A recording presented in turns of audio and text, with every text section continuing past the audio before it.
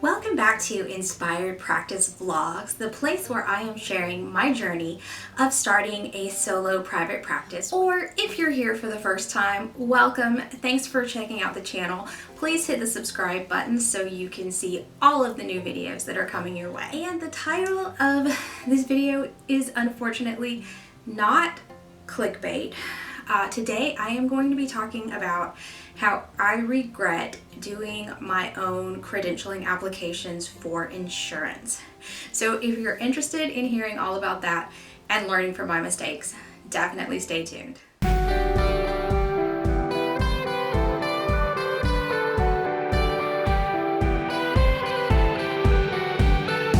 I have been needing to make this video for about a month now, but I have been so busy.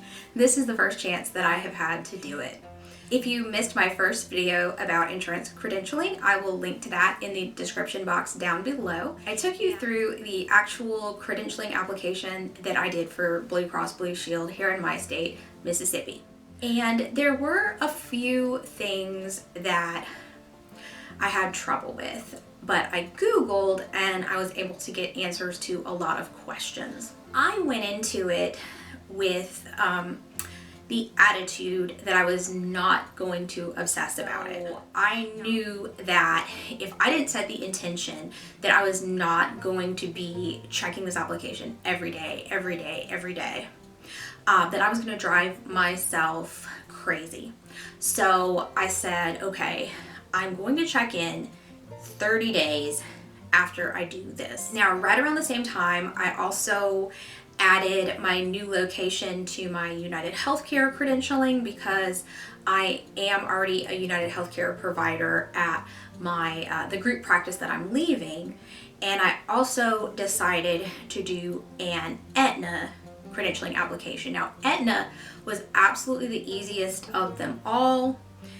It had something that you click that says, I'm already credentialed and I want to be credentialed at a new location with a different tax ID. And they approved me pretty quickly, and I was ready to take Aetna like 3 weeks, I think, after I did the application, so that was incredible. 30 days from the Blue Cross Blue Shield application, I go to follow up on the website. And I see that the application is completed and I have been denied. When I tell you that it felt like the world was crashing down on me, that is not an exaggeration. I had a very emotional reaction. All the stress that I had been feeling, it almost felt like I broke in that moment. Because the vast majority of my clients take Blue Cross Blue Shield, and I now have a deadline where I have given my notice to the group practice. So I just like froze for a minute, just like, how could I have been denied? What the heck? And I see that they had requested information from me and given me 2 weeks to respond. And when I didn't respond, they closed the application and denied me. It's still, you can probably tell just like from my body language, like I'm tensing up. Like it was just very difficult to deal with. But once I calmed down, I was like, okay, I've done this application before. I'll do a new application. Not a big deal. It didn't take as long because I had already read everything. So I was really just filling everything in again, which is annoying, but not a huge deal. And I wish that actually I was sort of less efficient than I am, because when I first went to the Blue Cross Blue Shield provider website, I just created a username and password and I started the application. I wish that I had browsed around a little bit, clicked on some things, seen what was there, because I realized after I'd done the application for the second time that there was actually a very handy PDF walking you through it. And that was under the little education tab in my Blue provider. Now, I don't know what it's like for other states, but I imagine there's probably something similar. And in that PDF, it said, check every day. So I was just like, you've got to be kidding me. it would have been so helpful to have read that before. But, you know, I was in a hurry. I should have taken my time. And honestly, I don't think that I took this as seriously as I probably should have. I don't know why I thought that it was going to be pretty easy to do. Just having to deal with that setback alone, I feel like would be worth $200 to $300, which is what a lot of credentialing professionals charge per application. Now that varies depending on areas. I'm just going by what I have seen and what I know people to charge. I regretted doing that myself because while the application was really easy, not knowing that I needed to check it, which definitely I take responsibility for, but that alone would have been worth $200 to $300 to me. The second one, I corresponded with Blue Cross Blue Shield 3 times, and each time it was increasingly frustrating. So Blue Cross Blue Shield, initially, the first time they had declined me, they asked for a letter stating why I was not taking Medicaid and Medicare, which I already knew they were going to need or want. So I went ahead and included that with my second application. And then they asked that I upload a different voided check, because when I originally applied, I had a starter check. Not a big deal. I had my printed checks. Upload a new voided check. Then they tell me that, what was it? Oh, the form that they had on the credentialing application, February the 23rd, was now out of date. March the 2nd, it was not very long afterwards. So they say that the form that I had gotten from their credentialing website doing their application was now out of date, and they needed a valid email address to send me the new form. My email address is all over the application, but okay. So I send them my email address, and then about a week later, I get another message from them, and now you have to go into My Blue Provider to see these messages. You don't get any sort of an email notification letting you know that you have a message from them, so you just have to constantly check it. So about a week later, I get another message saying now they've updated the website to the new form, so they don't have to email it to me. I just need to go and find the new form. Well, there's no form library. There's nothing there except for the form that is on the original credentialing application. I swear it looked exactly the same as the one on February the 23rd. Sent that in with a little note saying, if this is not the correct form, please let me know where that form is because I can't find it. And that they did approve. So just that back and forth again took, probably altogether about an hour and a half of my time, because you have to keep in mind, if I was seeing a client for that hour and a half, how much money would I make versus how much would it cost to pay somebody else to do it? And, the amount of time does add up. Your time is valuable. So lesson learned there. Since I got approved, they backdated me to my original provider date, which was November 2019 with the group practice, which is great. So now I have a letter saying that they approved me on March the 15th, and I still don't have access to anything on My Blue Provider to check benefits. I had to take the time to contact them about that. And they just told me I have a temporary account that will be changed to a full account at some point, and they can't tell me when. And this is the point when I partially accepted, that insurance companies have no sense of urgency as to when I'm going to be able to bill their clients, which is doubly frustrating because, number one, it's still March, so the vast majority of my clients still have deductibles. So right now, I can't bill Blue Cross Blue Shield for these sessions, and none of this is being applied to my clients' deductibles. Will it be eventually? Yes.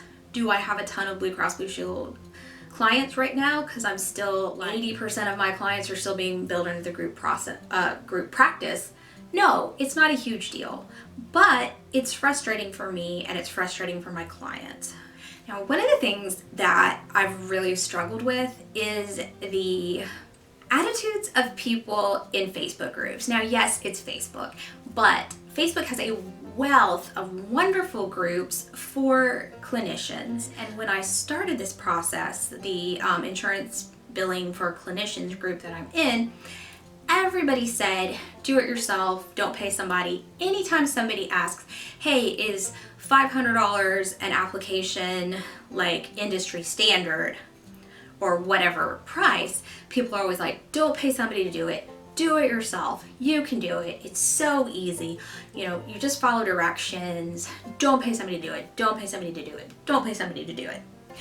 And I feel like, you know, when we come from our experience and it was super easy and smooth for us, it's easy to assume that that's going to be the experience for everybody, but that might not be the case.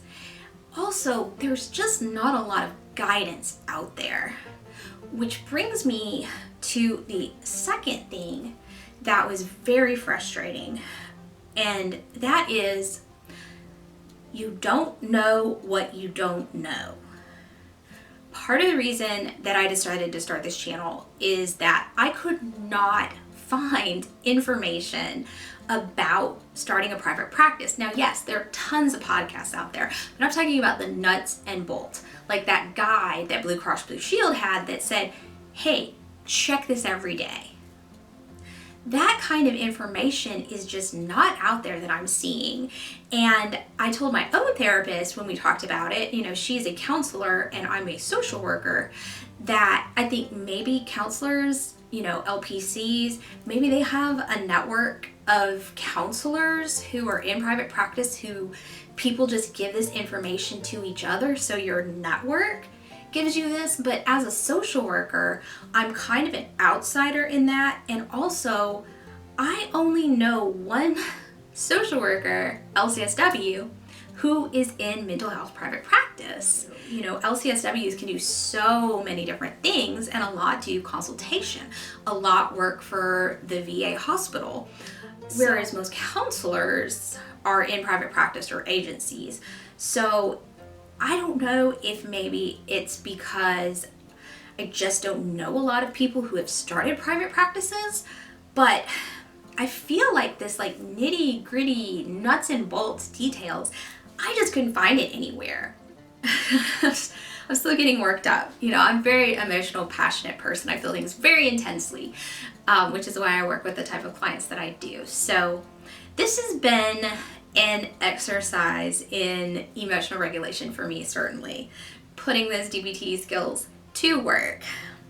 And I don't know what questions to ask because until something comes up, I don't know that I don't know something. So let's talk clearinghouses.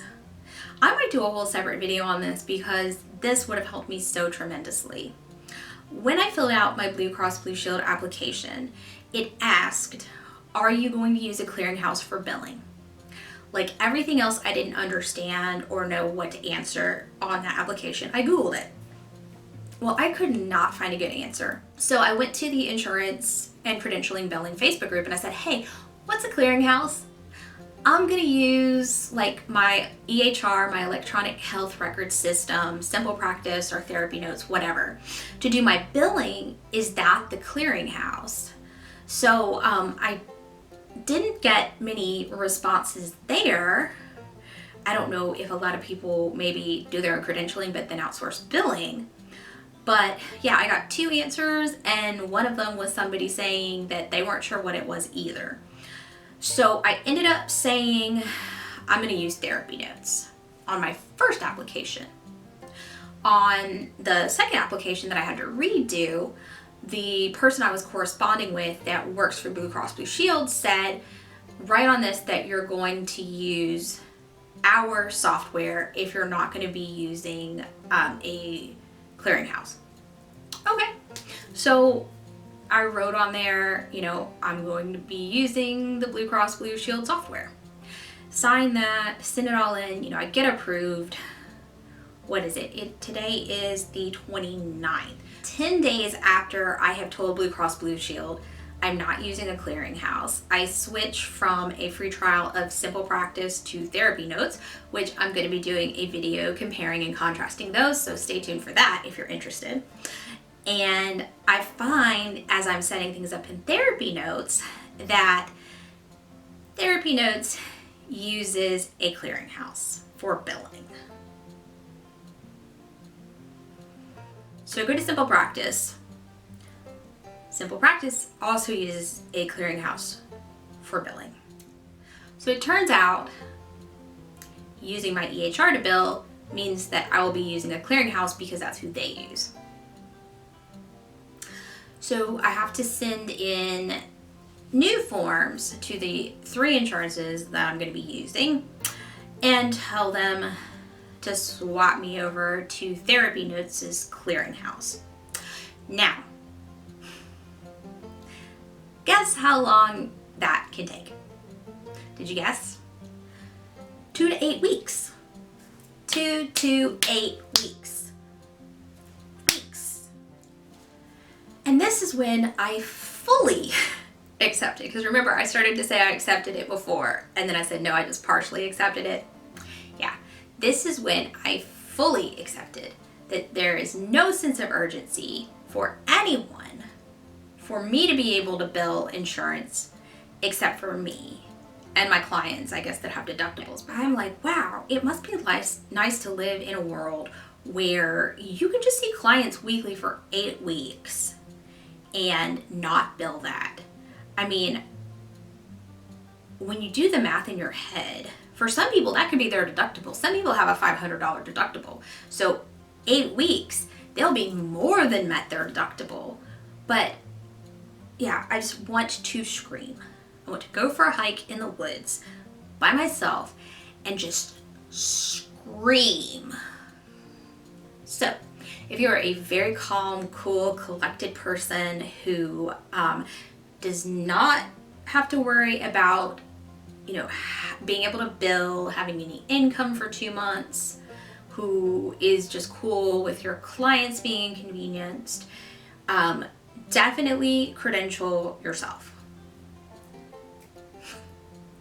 If you get frustrated, I don't feel like I get frustrated easily, but I feel like this is enough that I should be frustrated. Maybe my level of frustration is a little extreme, but I can't just be like, oh, cool, yeah, I might be able to bill insurance for 2 months.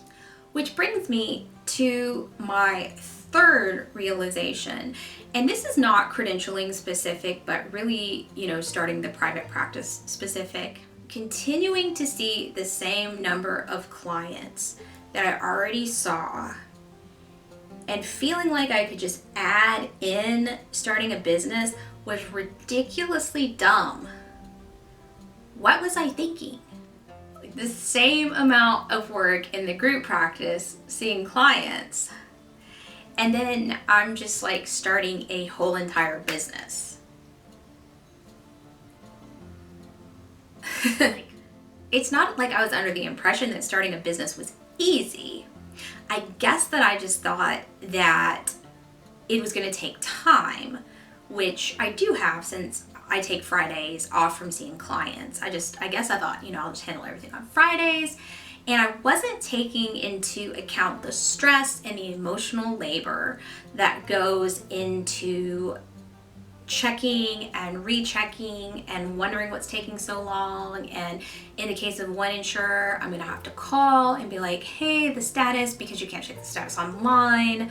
I just didn't take into account how stressful it was going to be and how much that stress was going to weigh on me and make it that much more draining for me to hold space for my clients. Now, I don't feel like my clients have suffered at all. I feel like I'm showing up for them exactly the same way that I always do, but my personal life is not great. Luckily, my husband is very chill and one of the most supportive people in the world. And so that part is helpful. But let me tell you, like last week I was so stressed out. I felt like I was gonna have a physical breakdown, and I've really had to amp up my self-care. I really had to get serious with myself about boundaries. Whereas before, maybe I would open up my work email when I was drinking coffee at 5:30 in the morning. Now I'm not opening my work email until 8 a.m. when I start work, because seeing something from an insurer might make my blood pressure go boop. I've decided to start doing necklaces, like beading work again, which is what I did in grad school, for stress relief and self-care. And it's something that I haven't picked up in 3 or 4 years. Not let work bleed into life so much, which I think it's easy to do when your practice is really an extension of yourself and your personality. It doesn't feel like work when I'm doing my Instagram for the practice, or when I'm maybe writing a blog post, or responding to people on Facebook and saying, hey, you're looking for resources? Check out the Inspired Practice blog. But now all of a sudden that feels like work. So I think it's good overall. You know, I've learned a lot of important lessons that, please God, learn from these lessons yourself. If I can make things easier for one person, it's all been worth it. Like, if you are starting a practice from scratch and you're lucky enough to not have a full-time job, credential yourself. Absolutely. If you're still trying to work full-time, maybe pay somebody else to do it. When it comes time to take Medicaid and Medicare, which I do plan to get credentialed with, I will be outsourcing that, because I'm not doing it. I am just not. So if you take anything away from my experience with credentialing, I hope that it is that just because you can do something doesn't mean you should. I absolutely can credential myself, because I did. Should I have done it? No. Nobody would call me like laid back or mellow, I don't think. But typically, I really am the type of person that confronts things head on. I'm a problem solver. So I don't think that I could have anticipated the ways that this would press some of my buttons, the fears that it would bring up. So I hope that this has been helpful for you. If you've made it this far and you have enjoyed the video, please subscribe, hit the notification bell so you know when we upload a new video. I definitely am not sticking with the upload schedule that I had originally planned. However, as I have said, seeing the same amount of clients I did before, and then starting a business on top of that and doing the credentialing myself, is taking a considerable amount of time. Check out the Inspired Practice blog for all sorts of free resources, and definitely share your experience if you have gone through this, or if you're going through this now. Share your experience in the comments below and let us know how it's been going for you. Thanks again for watching, and I'll see you in the next video.